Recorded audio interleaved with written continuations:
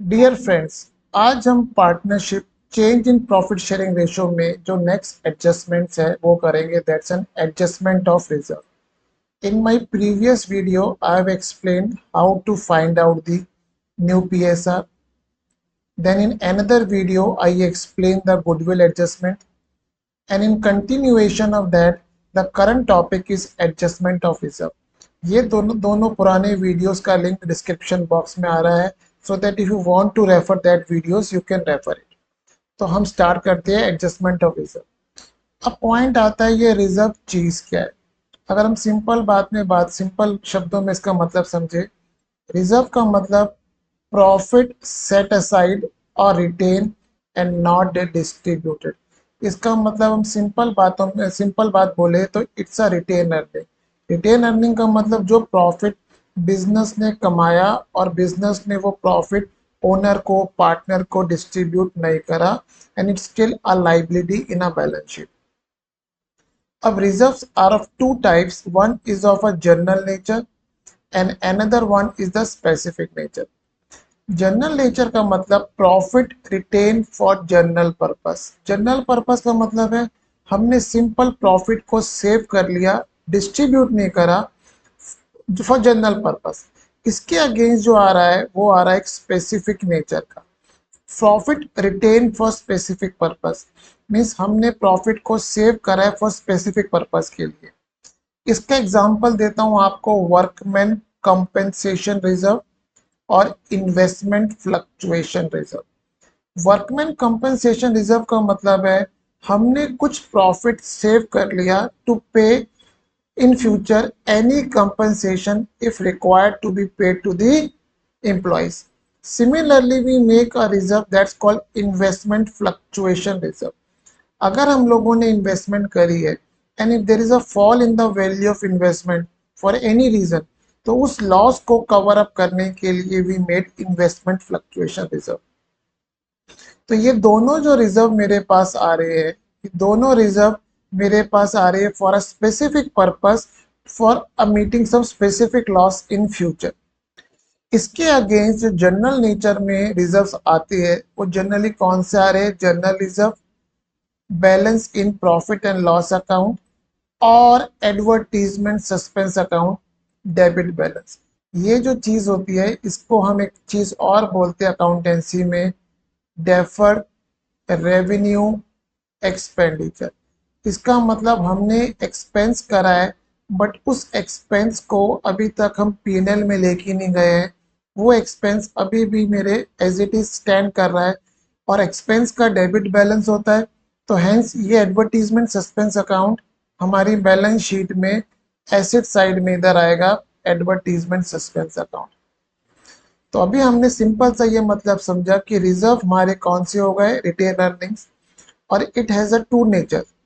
First, it's a general nature जहाँ पे हम लोगों ने सिर्फ प्रॉफिट को रिटेन करा है, डिस्ट्रीब्यूट नहीं करा है, and profit is retained only for general purpose. और specific nature where profit is retained for specific purpose.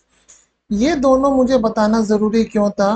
क्योंकि चेंज इन PSR में जब भी PSR चेंज होगी इन दोनों की एडजस्टमेंट डिफरेंट है। तो हम अब दोनों रिजर्व्स का ट्रीटमेंट समझते हैं क्या होगा जब चेंज इन PSR है। Treatment of reserve upon change in PSR, general nature.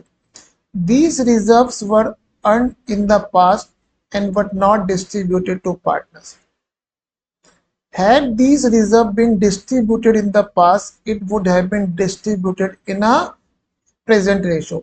Mean जितने भी जनरल नेचर के रिजर्व आ रहे हैं, इससे जनरल रिजर्व आ रहा है या प्रॉफिट लॉस अकाउंट आ रहा है, हमने क्या करा है? ये सारे के सारे रिजर्व्स हमने पास्ट ईयर्स में अर्न करे हैं बट अभी तक हम लोगों ने इसको पार्टनर्स में डिस्ट्रीब्यूट नहीं करा है। और जब हम रिजर्व आज रेशो चेंज कर रहे हैं तो what is the entitlement of the partner? Partners बोलेंगे भाई ये रिजर्व अगर हम पास्ट ईयर्स में ही डिस्ट्रीब्यूट कर देते तो ये हमारा ओल्ड रेशो में होगा। हेंस जब हम अपनी रेशो चेंज कर रहे हैं तो let's distribute this reserve. Hence जब हम रेशो चेंज करेंगे तो जितने भी हमारे पास जनरल नेचर के रिजर्व होंगे, when partners are changing ratio, the reserve will be distributed in existing ratio. इसका एग्जाम्पल मैं आपको नीचे समझाता हूं, आइए। ABC are partners having PSR of 2 to 1. They decided to change PSR to 3, 4, 4. यहाँ पे 3:3:4 आ रहा है. On the date of change in PSR, their balance sheet showed the following data. General reserve कितना आ रहा है 70,000. प्रॉफिट लॉस अकाउंट का credit balance लिखा है, डेबिट भी आ सकता है, और एडवर्टीजमेंट सस्पेंस डेबिट लिखा है 10,000 रुपये. इसका मतलब हम समझने की कोशिश करें, यहाँ पे हमने अपने एक बैलेंस शीट बनाई समझने के लिए. ये जनरल रिजर्व कितना आ रहा है 70,000 रुपये, और इधर प्रॉफिट एंड लॉस अकाउंट कितना आ रहा है 50,000 रुपये, और इधर मेरा एडवर्टीजमेंट सस्पेंस अकाउंट कितना आ रहा है 10,000 रुपये. ये दोनों तो मेरे प्रॉफिट है जो हमने पास्ट ईयर्स में कमाए और अभी तक पार्टनर्स को डिस्ट्रीब्यूट नहीं करे. ये मेरा लॉस है जो हमने अभी तक पीएनएल में चार्ज नहीं करा, एंड इसके लॉस को भी पार्टनर्स अकाउंट में ट्रांसफर नहीं करा. तो अगर हमारी रेशो चेंज हो रही है और क्वेश्चन कुछ अदरवाइज नहीं कह रहा है, मैंने वर्ड बोला अदरवाइज नहीं कह रहा है, मीन सिंपल क्वेश्चन कह रहा है कि रेशो चेंज कर रही है और ये जनरल रिजर्व पीएनएल और एडवर्टीजमेंट सस्पेंस है. तो हम क्या करेंगे, हम लोग जनरल रिजर्व पीएनएल जो भी प्रॉफिट है पार्टनर्स में बांट देंगे in their old ratio, existing ratio, that is 2:2:1. तो मेरे पास टोटल प्रॉफिट कितना आया दोस्त 1,20,000. इसको मैंने 2:2:1 में बांट दिया, which comes to 48, 48, 24. यहाँ पे मैंने एक लाइन बोली थी कि जब रेशो चेंज हो रही है और क्वेश्चन हमें कुछ अदरवाइज नहीं कह रहा है, वो अदरवाइज चीज क्या है वो नीचे मैं एक एग्जांपल में टेकअप करूंगा. बट अगर सिंपल क्वेश्चन कह रहा है कि पार्टनर्स की रेशो थी existing 2:2:1, now they are changing to 3:3:4.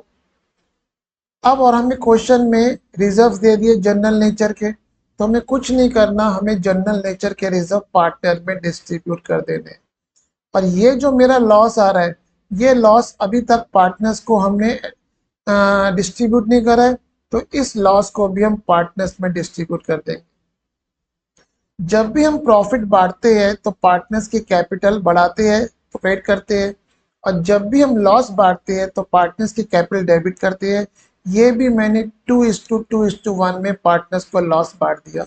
तो एडवर्टीजमेंट सस्पेंस अकाउंट का मेरा यहाँ पे डेबिट बैलेंस आ रहा था, जब मैंने इसे क्रेडिट करा तो ये अल्टीमेटली 0 हो गया, और ये 10,000 का लॉस मैंने पार्टनर्स में 2:2:1 में बांट दिया. तो hence the treatment of the reserve of general nature is very simple. We will distribute the reserve of general nature among the partners in their existing ratio, or we can say their old ratio जो भी चल रही थी. It's pretty simple. अब हम treatment समझते हैं. जब स्पेसिफिक रिजर्व है तो चेंज इन पीएसआर में क्या ट्रीटमेंट होगा, और अभी हमने पढ़ा कि specific reserve are made for meeting specific losses in future. अब इसका ट्रीटमेंट मैंने यहाँ पे लिखा है, मैं आपको पहले पढ़ के समझाता हूँ फिर एग्जांपल से समझाऊंगा. क्वेश्चन कह रहा है if reserves are more than loss, then loss will be set off against the reserve and the balance reserve will be distributed among the partners. ये वाला एग्जाम्पल एक मैं आपको लेके बताता हूँ, या पहले रीड कर लेता हूँ फिर बताता हूँ क्या हम सिचुएशन मतलब स्टेटमेंट क्या कर रहे हैं. Reserves are more than loss, then loss will be adjusted against reserve and balance reserve will be distributed among the partners. If loss is more than the reserve, means loss मेरे पास हो रहा है 50,000 का और रिजर्व मेरे पास अभी 40,000 के, then loss to the extent of reserve is set off against the reserves and balance loss is debited to partners in existing ratio. ये अभी आपको रीड करने में कॉम्प्लिकेट लग रही होगी, एग्जाम्पल टेकअप करता हूँ उससे आपको जल्दी समझ में आएगा.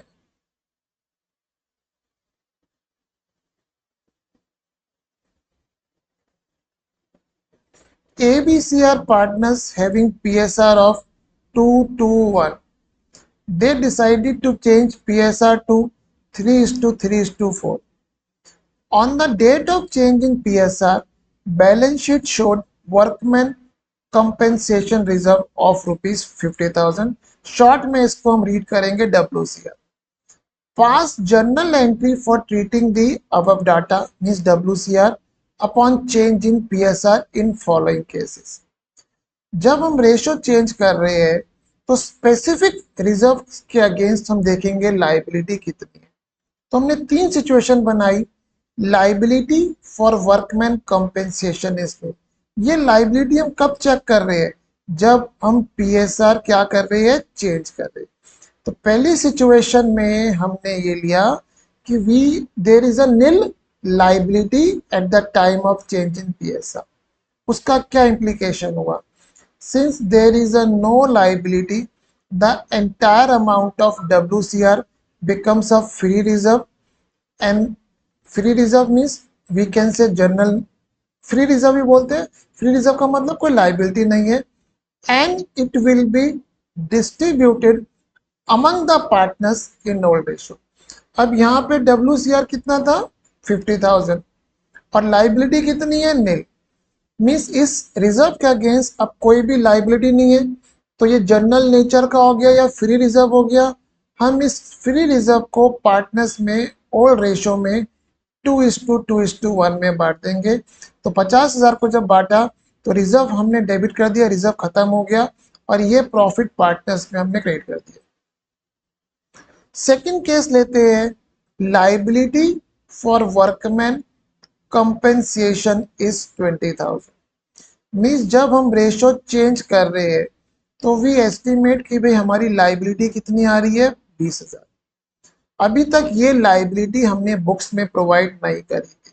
और अकाउंटेंसी में सीधा सा रूल है, जब भी लाइबिलिटी बढ़ेगी there is an expense in normal course. आप बोल सकते हो सर लोन लेंगे थोड़ी एक्सपेंस होता है. मीन्स जब मेरी बिजनेस में एक्सपेंस की लाइबिलिटी बढ़ रही है, हमें वर्कमैन को कंपेंसेशन देना है 20,000 रुपये का, तो ये लाइबिलिटी बढ़ रही है, तो ये मेरा लॉस भी हो रहा है. बट इस लॉस को कवर करने के लिए मैंने ऑलरेडी कितना रिजर्व बना रखा है? 50. अगर ये 50,000 का रिजर्व नहीं होता तो ये 20,000 का लॉस मुझे पीएनएल में लेके जाना पड़ता. बट अब मेरे पास ऑलरेडी रिजर्व है, तो मैं इसका ट्रीटमेंट क्या करूंगा? देखिए, रिजर्व को तो मुझे पूरे के पूरे को डेबिट करना है जब भी हमारी पीएसआर चेंज होगी. इस लाइबिलिटी से 20,000 की लाइबिलिटी से लॉस अराइज हुआ. मींस अगर मेरे पास WCR नहीं होता तो मैं इस लॉस को कहां लेके जाता? पीएनएल में. मैं एंट्री बनाता PNL account debit to WC liability. मैं इस लाइबिलिटी को बुक में रिकॉर्ड कर रहा हूँ. बट मेरे पास ऑलरेडी WCR अवेलेबल है, तो मैं क्या करूंगा? इस लॉस को पीएनएल में ना ले जाके इस रिजर्व से कम कर दिया मैंने. मीन्स इस 20,000 को इस रिजर्व से एडजस्ट कर दिया. अब मेरे पास फ्री रिजर्व कितना बच गया? 30,000 रुपये. मीन्स मेरे पास रिजर्व कितना था? 50,000 रुपये. उसमें से 20,000 मैंने यूज कर लिया to cover up the liability. Free reserve कितना बच गया? 30,000. और इसको मैं पार्टनर्स में ओल्ड रेशो में 2:2:1 में डिवाइड कर दूंगा. 3 को आप 5 से डिवाइड करेंगे तो 6 आ गया. तो 6 इंटू 2 12. तो 12 यहाँ पे ए को क्रेडिट कर दिया, बी को क्रेडिट कर दिया, सी को क्रेडिट कर दिया. तो और ये जो WC लाइबिलिटी 20,000 की है, it will be shown as a liability ना रिवाइज बैलेंस शीट. जब हम रिवाइज बैलेंस शीट करेंगे तो ये जो लाइबिलिटी क्रिएट करी है इसको हम बैलेंस शीट में शो करेंगे. तो आपको ये ट्रीटमेंट भी क्लियर हो गया होगा. आई अब हम पढ़ते हैं third case. Liability of workman compensation is 60,000. अब आप देखेंगे रिजर्व कितना है मेरे पास? मेरे पास रिजर्व तो आ रहा है 50,000 का और लाइबिलिटी कितनी है? 10,000 की. तो 60,000 के लॉस हो रहा है. 60,000 के लॉस में से 50,000 का लॉस तो मैं इस रिजर्व से कवर अप करूंगा और 10,000 पार्टनर से रिकवर करूंगा. तो ये 10,000 रुपये जो बचेंगे ये लॉस हो रहा है, तो हम इसको पार्टनर से रिकवर कर लेंगे। ट्रीटमेंट समझाता हूँ मैं आपको। देखिए हमारे पास लाइबिलिटी कितनी क्रिएट हो रही है, 60,000 की। तो हमने 60,000 की लाइबिलिटी क्रिएट कर दी, और लाइबिलिटी क्रिएट हो रही है तो मुझे पैसा वर्कमैन को एज अ कंपेंसेशन देना, एक्सपेंस हो रहा है, लॉस हो रहा है। उस 50,000 में से 60,000 में से सॉरी 50,000 का लॉस हमने रिजर्व से कवर अप कर लिया। मेरे पास अभी भी 10,000 का लॉस बचा है जो मैंने एडजस्ट नहीं करा है। तो ये 10,000 का लॉस हम पार्टनर से रिकवर करेंगे, पार्टनर को डेबिट करेंगे इन देयर ओल्ड रेशो 2:2:1। तो 10,000 का लॉस पार्टनर्स में बांटेंगे तो 4,000 4,000 2,000। तो मैंने यहाँ पे ऊपर नैरेटिव में यही लिखा था कि if reserves are more than the losses then loss will be set off against the reserves and balance reserve will be distributed among the partners. और अगर उल्टा हो रहा है, loss is more than reserve, then loss to the extent of reserve is set off against reserve and balance loss is debited to the partner। तो हमने ये specific reserve में ये सीखा adjustment with reference to the workman compensation reserve. अब हम एक adjustment समझते हैं with reference to the investment fluctuation reserve. ये रिजर्व हम क्यों बनाते हैं, अभी मैंने एक्सप्लेन किया था कि इन्वेस्टमेंट की मार्केट वैल्यू अगर कभी फॉल करी तो there will be loss to the organization. To cover that loss we make investment fluctuation reserve. तो अब जब भी मेरी रेशो चेंज होगी तो मैं क्या करूंगा, यहाँ पे मैं देखूंगा उस वक्त eight the time of change in PSR investment की मार्केट वैल्यू कितनी है। अब हम 4 केस लेते हैं, स्टार्ट करते हैं। Market value of investment is 5 lakhs। मेरी इन्वेस्टमेंट कितने की थी, 5 लाख की। इसका मतलब जब हमने रेशो चेंज करी तो इन्वेस्टमेंट की मार्केट वैल्यू उतने की उतनी है जितनी मेरी बुक्स में आ रही। Hence there is a no liability और there is a no we can say loss on investment, क्योंकि मार्केट वैल्यू और बुक वैल्यू सेम है। The entire amount of IFR becomes free reserve and it will be distributed among the partners in all ratio। तो मेरा IFR का amount कितना आ रहा था, 50,000 रुपये। ये 50,000 रुपये मैं पार्टनर्स में डिस्ट्रीब्यूट कर दूंगा ओल्ड रेशो में 2:2:1 में। तो ये 50,000 रुपये मैंने पार्टनर्स में डिस्ट्रीब्यूट कर दिए। आइए नेक्स्ट केस लेते हैं। Market value of investment is 480। बार बार बोल रहा हूँ, मार्केट वैल्यू हम कब डिटरमाइन कर रहे हैं, जब पीएसआर चेंज कर रहे हैं हम लोग। अब यहाँ पे आप देखिए मेरी बुक्स में कितनी वैल्यू आ रही थी, 50,000 रुपये, और जब हम रेशो चेंज कर रहे हैं तो मार्केट वैल्यू कितनी आ रही है, 480 आ रही है। तो इसका मतलब हम लोगों को 20,000 रुपये का नुकसान हो रहा है, और इस नुकसान को कवर अप करने के लिए हमने आईएफआर बनाया था। तो हम अकाउंटिंग ट्रीटमेंट क्या करेंगे कि ये जो 20,000 रुपये से इन्वेस्टमेंट की वैल्यू कम हुई, इससे हमको क्या राइज हुआ, लॉस। और ये लॉस हमने कहाँ से कवर अप कर लिया है, आईएफआर से। तो 50,000 रुपये का मेरा आईएफआर था, जिसमें से 20,000 रुपये का लॉस जो इन्वेस्टमेंट की फॉल होने से हुआ वो हमने आईएफआर से कवर कर लिया। बैलेंस कितना बच गया, 30,000 रुपये। ये पूरे का पूरा फ्री रिजर्व हो गया। इस 30,000 को मैंने ओल्ड पार्टनर्स में डिस्ट्रीब्यूट कर दिया 2:2:1 जो मेरी ओल्ड रेशो थी। आइए थर्ड केस लेते हैं। The market value of investment is 440। अब देखिए बुक में कितने का नंबर आ रहा था, 5 lakhs का। अब जब रेशो चेंज करी कितने का नंबर हो गया, 4,40,000 का। इसका मतलब कितना लॉस हो रहा है, 60,000। देखिए इसका ट्रीटमेंट क्या करेंगे। इसका ट्रीटमेंट क्या करा, हमारी इन्वेस्टमेंट की वैल्यू 60,000 से फॉल कर रही है तो हमने इन्वेस्टमेंट को 60,000 से क्रेडिट कर दिया। जब इन्वेस्टमेंट एसेट की वैल्यू कम होती है ऐसे क्रेडिट करते हैं। इस 60,000 में से 50,000 का लॉस, जब इन्वेस्टमेंट की वैल्यू 60,000 से कम हो रही है तो 60,000 से कम हो रही है का मतलब 60,000 का नुकसान हो रहा है। इसमें से 50,000 का नुकसान तो मैंने IFR से कवर अप कर लिया। अभी मेरे पास पेंडिंग लॉस कितना बचा, 10,000 रुपये। लॉस सारा पार्टनर्स ही बियर करेंगे। ये 10,000 का लॉस मैंने पार्टनर से रिकवर कर लिया इन द रेशियो ऑफ 2:2:1। तो 4,000, 4,000 और 2,000 आ गया। तो ट्रीटमेंट दोनों जगह सेम था, वर्कमैन कंपनसेशन और IFR। वर्कमैन कंपनसेशन में हम लोग क्या कर रहे थे, we were creating the liability, और इन्वेस्टमेंट फ्लक्चुएशन में हम इन्वेस्टमेंट की वैल्यू को एडजस्ट कर रहे थे because of the fall in the value of investment. अब फोर्थ केस आता है, market value of investment is 520।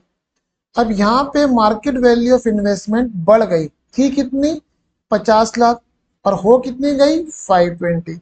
इसका मतलब लॉस तो कुछ नहीं हो रहा, और जब लॉस नहीं हो रहा है तो ये IFR फ्री रिजर्व हो गया। तो इस सिनेरियो में भी हम यही वाली एंट्री पास कर देंगे, पूरे का पूरा 50,000 रुपये का रिजर्व IFR हम पार्टनर्स में बांट देंगे। तो होप आपको ये एडजस्टमेंट क्लियर हुई होगी।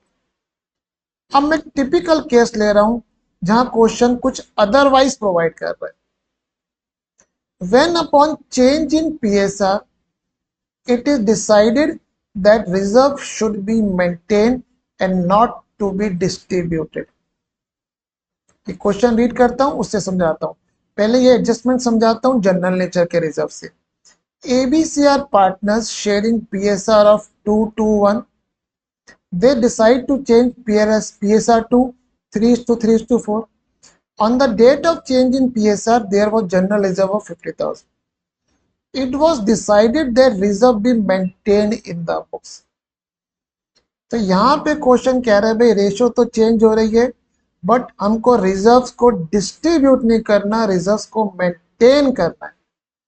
इट डज नॉट मीन कि हम कोई रिजर्व की एडजस्टमेंट नहीं करेंगे, हमें डिस्ट्रीब्यूट नहीं करना। Indirectly we have to pass some adjustment entry, और वो एडजस्टमेंट एंट्री का लॉजिक क्या है वो मैं आपको समझाता हूँ अभी। देखिए अगर हम ये रेशो ओल्ड रेशो में ये रिजर्व ओल्ड रेशो में डिस्ट्रीब्यूट करते, ए को कितना मिलता, 20, 20, 10, 50,000 टोटल मिलता। बट आज हम इस रिजर्व को डिस्ट्रीब्यूट नहीं कर रहे upon change in PSR। It means जब हम इस रिजर्व को फ्यूचर में पार्टनर्स में डिस्ट्रीब्यूट करेंगे तो ये किस रेशो में चेंज होगा, ये डिस्ट्रीब्यूट होगा 3:3:4। देखिए कैसे होगा, 50,000 टोटल रिजर्व आ रहा है, 3:3:4 10 हो गया, कॉमन फैक्टर 5,000 हो गया। तो ए को फ्यूचर में कितना मिलेगा, 15,000। सिमिलरली बी को 15 और सी को 20,000 रुपये इंटू 4 करेंगे। इसका मतलब ये रिजर्व जो 50,000 का था ये पास्ट में कमाया था, ये पास्ट का रिजर्व ओल्ड रेशो में डिस्ट्रीब्यूट होना चाहिए था, जो हम नहीं कर रहे, जिसको हम डिस्ट्रीब्यूट फ्यूचर में करेंगे। और आज हम रेशो चेंज कर रहे हैं तो मतलब ये रिजर्व फ्यूचर में नई रेशो में डिस्ट्रीब्यूट होगा। इस प्रोसेस में क्या होगा, ए को जो 20,000 रुपये मिलने थे फ्यूचर में कितने मिलेंगे, 5। ए बोलेगा भैया मुझे 5 कम मिल रहे। सिमिलरली बी को 5 कम मिलेंगे और सी को 10 ज्यादा मिलेंगे। तो हम रिजर्व को डिस्ट्रीब्यूट नहीं कर रहे तो ए और बी बोलेंगे हमें फ्यूचर में 5 कम मिलेंगे, आप हमें 5 अभी दे दो। तो ए और बी दोनों को हम 5-5 हजार रुपये अभी दे देंगे, और सी को 10,000 रुपये फ्यूचर में ज्यादा मिलेंगे, सी से रिकवर करके सी को डेबिट कर देंगे। Hence our adjustment entry will be C's capital account debit 10,000 to A's capital to B capital। इसको करने का दूसरा तरीका भी हम लोग यहाँ पे निकालेंगे गेनिंग रेशो और सैक्रिफाइसिंग रेशो। ये मैंने प्रीवियस वीडियो में फर्स्ट वीडियो में समझाया था। रेशो कितनी थी, 2:2:1, 5 आ रहा था टोटल। मैंने डिनोमिनेटर कॉमन करने के लिए इस पूरी को 2 से मल्टीप्लाई कर दिया तो कितना हो गया, 4, 4, 2, 10 आ गया। नई रेशो 3:3:4। अब ए का ओल्ड शेयर कितना था, 4/10, न्यू कितना है, 3/10। it means A is sacrificing 1/10. Similarly, B is sacrificing 1/10 and C is gaining 2/10. तो ए बोलेगा भाई मैं 10,000 सेक्रीफाइस कर रहा हूं, तो आप मुझे 50,000 रुपए इंटू 1/10 दे दीजिए, क्योंकि मुझे फ्यूचर में 1/10 रिजर्व का कम मिलेगा, तो आप मुझे अभी दे दो, क्योंकि इस रिजर्व की एंटाइटलमेंट मेरी ओल्ड रेशो में, बट फ्यूचर में मुझे कम मिलेगा, आप अभी दे दो। सिमिलरली बी भी यही स्टैंड लेगा कि मुझे फ्यूचर में कम मिलेगा, आप अभी दे दीजिए। और सी को ज्यादा मिलेगा तो सी को हमने 50,000 रुपए इंटू 2/10 कर दिया। तो हम ये क्वेश्चन दोनों तरीके से अटेम्प्ट कर सकते हैं, इस वाले तरीके से भी, इस वाले तरीके से भी, कॉन्सेप्चुअली दोनों ही सही है। ये मैंने आपको केस कब बताया, जब क्वेश्चन बोल रहा है कि specifically reserve should be maintain. तो अभी हमने करा रिजर्व ऑफ जनरल नेचर, अब हम करते हैं reserve of specific nature. ABC are partners having PSR of 2:2:1. They decide to change PSR 3:3:4. On the date of change in PSR, there was a workman compensation reserve of 50,000 and WCB liability was 10,000. It was decided that reserve be maintained in the books. अब यहाँ पे आप एक चीज समझिए, reserve कितना है 50 और लाइबिलिटी कितनी है 10। इसका मतलब मुझे 10,000 की लाइबिलिटी तो प्रोवाइड करनी है। अब मेरा लॉस हो रहा है, ये लॉस मैं कहां से कवर करूंगा, ऑब्वियसली WCR से। तो मीन्स हमने 50,000 रुपए में 10,000 रुपए रिजर्व यूज कर लिए to adjust the loss arising of this WC liability. और क्वेश्चन कह रहा है रिजर्व भी मेंटेन, इसका मतलब जो बैलेंस रिजर्व है हाउ मच 40,000, वो मुझे डिस्ट्रीब्यूट नहीं करना, वो रिजर्व मुझे मेंटेन करना। सेम लॉजिक पे चलेंगे, अगर हम 40 डिस्ट्रीब्यूट करते ओल्ड रेशो में 2:2:1, तो ABC को कितना मिलता 16,000, 16,000, 8,000। बट हम अभी डिस्ट्रीब्यूट नहीं कर रहे हैं, फ्यूचर में करेंगे तो A को कितना मिलेगा 3:3:4 की रेशो के हिसाब से A को मिलेगा 12,000, B को 12,000 और C को 16,000 रुपए। इसका मतलब A is losing 4,000 rupees, B is losing 4,000, C is gaining 8,000। तो जैसे हम गुडविल की एंट्रियां करते थे जो मेरे प्रीवियस वीडियो में समझाया था, सेम लॉजिक पे A और B सेक्रीफाइस कर रहे हैं, हम उसे क्रेडिट कर देंगे, और C गेन कर रहा है उसे डेबिट कर देंगे। और अगर हम सेक्रीफाइसिंग गेनिंग रेशो पे जाए, इस केस में भी हमारी जो रेशो आएगी, A कितना सेक्रीफाइस कर रहा है 1/10, सिमिलरली B भी कितना सेक्रीफाइस कर रहा है 1/10, और C कितना गेन कर रहा है 2/10, क्योंकि डाटा सेम था। तो A बोलेगा जो बैलेंस रिजर्व है 40,000 का, आप मुझे 1/10 उसका दे दो। सिमिलरली B बोलेगा, और C गेन कर रहा है, तो C को हम 2/10 इंटू 40,000 डिस्ट्रीब्यूट कर देंगे। ये एडजस्टमेंट एंट्रीज जो मैंने आपको बताई है अभी, जहां पे रिजर्व मेंटेन हो रहा है, मेरा आपसे सजेशन है कि आप मेरा प्रीवियस वीडियो जिसमें मैंने गुडविल की एडजस्टमेंट समझाई है, वहां मैंने आपको और बेटर लॉजिक से समझाया है इस एडजस्टमेंट का, इस टाइप की एडजस्टमेंट का रेश का। गुडविल में भी सेम टाइप की एंट्री पास कर रहे हैं जो यहाँ कर रहे हैं। तो आज हमने इस लेक्चर में चेंज इन PSR का जो टॉपिक है उसमें एडजस्टमेंट ऑफ रिजर्व का कॉन्सेप्ट समझा। तो आई होप आपको ये समझ में आ गया होगा। Again humble request to please subscribe my channel. Thank you.